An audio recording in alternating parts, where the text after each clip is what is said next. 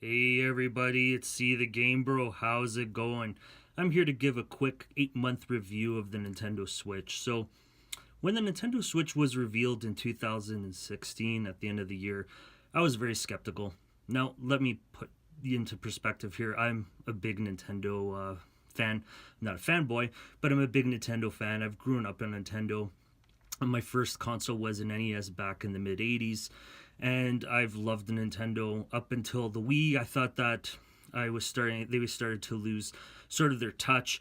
The Wii U kind of brought it back, but it was still weak.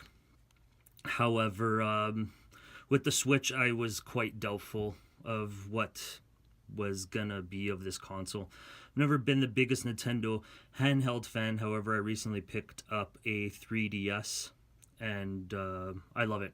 I've really enjoying it. And the reason why I actually did pick it up was because the enjoyment I've been having with the Switch. So when I did pick up the Switch, the primary choice was going to be playing this on the TV as a regular home console. Like I said, I'm not a big handheld fan. However, I figured I'd play it on the TV because it comes with a dock and you could play it through the TV, obviously. But as I've played the console more and more and I've been enjoying it at home, I actually prefer it in handheld mode, such as this.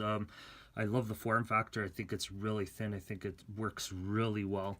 I really love the design of it. I don't really detach the Joy Cons often, although they work well. And I've tried a couple times with Mario Kart 8 and a few things, but overall I do play it the way you see it right now.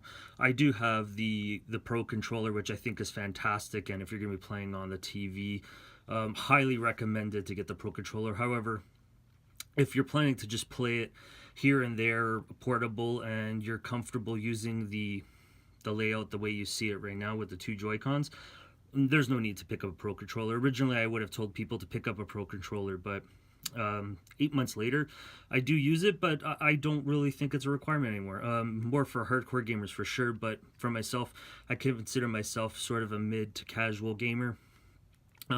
I primarily only play the console for Nintendo's first party games. And as you could see, for the games I do own, I have Legend of Zelda, I have Breath of the Wild, I have Mario Odyssey, I do have Splatoon 2 and Mario Kart, and then I have a few indie games here. And they've all been really good.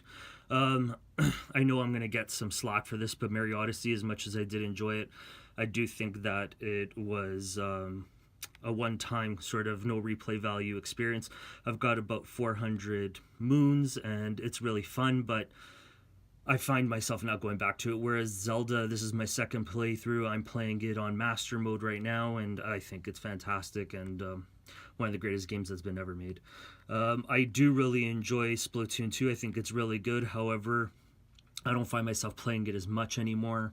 Here and there, it's okay. I mean, it's good. But after playing the first one and then playing the second one's more of the same. So if you didn't enjoy the first one, or if you never really found yourself playing a lot of the first one for a long period of time, then the second one is more of the same. And I wouldn't really think that people would get hooked from this one that didn't get hooked from the first one. And Mario Kart 8 Deluxe, the very first game that I did buy for the console, and I think it's fantastic. I played the Wii U version to death. I must have put 50 to 60 hours into that version, and this one I've put way more into it, although it's the same experience essentially, but with some refinements. Those refinements have changed the game dramatically, such as the ability to carry two items at one time, and the additions of the way the online performs is just a fantastic experience. But as far as the console is concerned, I've only got a 32 gig SD card in there, and I have the 32 gigs of onboard that I use as well. I haven't really needed to repurchase or buy a bigger SD card at this point. It's been pretty okay right now. All the games that you see, some of them are on the onboard 32 gigabytes, and some of them are on the SD card, the 32 gigabyte SD card. But I'm sure down the road I'll probably need it.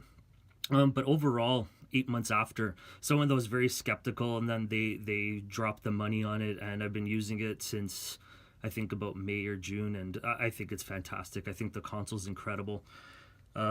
Looking forward to the games that are coming out this year. The only real ones that I'm looking forward to right now are Bayonetta 1 and 2 and the Metroid Prime 4.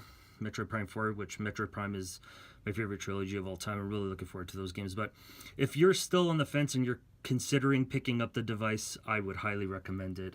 There's a game for everybody. If you like indie games, the eShop is got tons of games being released daily. The online experience has been fantastic. I have no issues with the console itself. It's always performed really, really well. Gets a lot of updates. I do like this news section.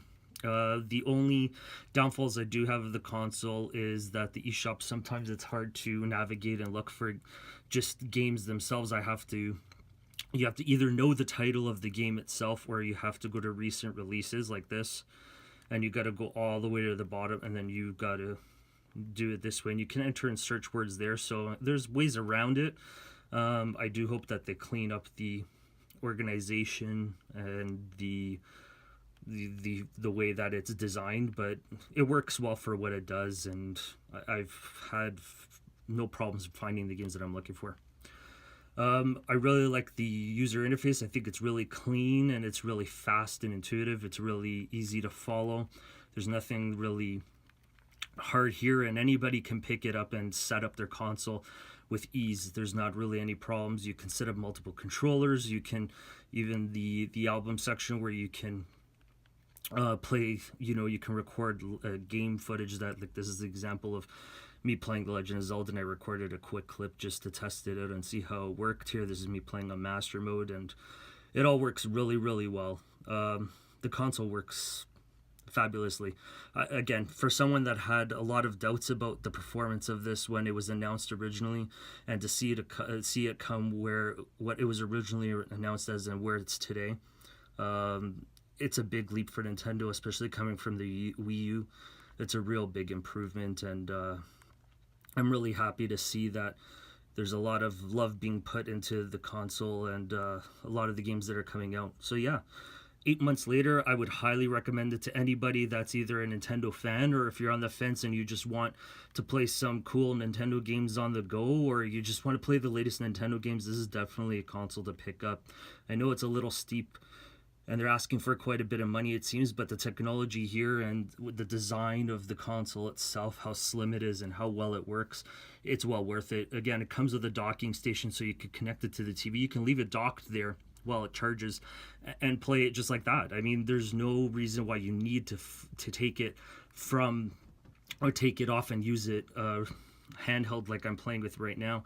It's all by choice, and it's fantastic. It works well. The battery goes for about 3 hours, 2.5 to 3 hours, depending on the brightness and what you have set. The volume's really loud if you really want to have it going. I usually play it low just to conserve some of the battery. I don't even know if it does that much of a difference, but highly recommend this game. I think this game is fantastic. Legend of Zelda is probably one of the games I would highly recommend to pick up with the console if you're not sure about that. Definitely, if you're a Mario fan, pick up Mario Odyssey. Like I said, it's not something I was a big fan of, but I think it's a good game and it's still worth picking up if you're a Mario fan. Mario Kart 8 Deluxe is great. Splatoon 2 is pretty cool. Rocket League is really good. Some of these games are really, really cheap on the eShop, and you can get some of that retro gaming feel going. Yeah, so leave comments. Let me know what you think. Do you have a Nintendo Switch? Do you love it? What are you looking forward to this year?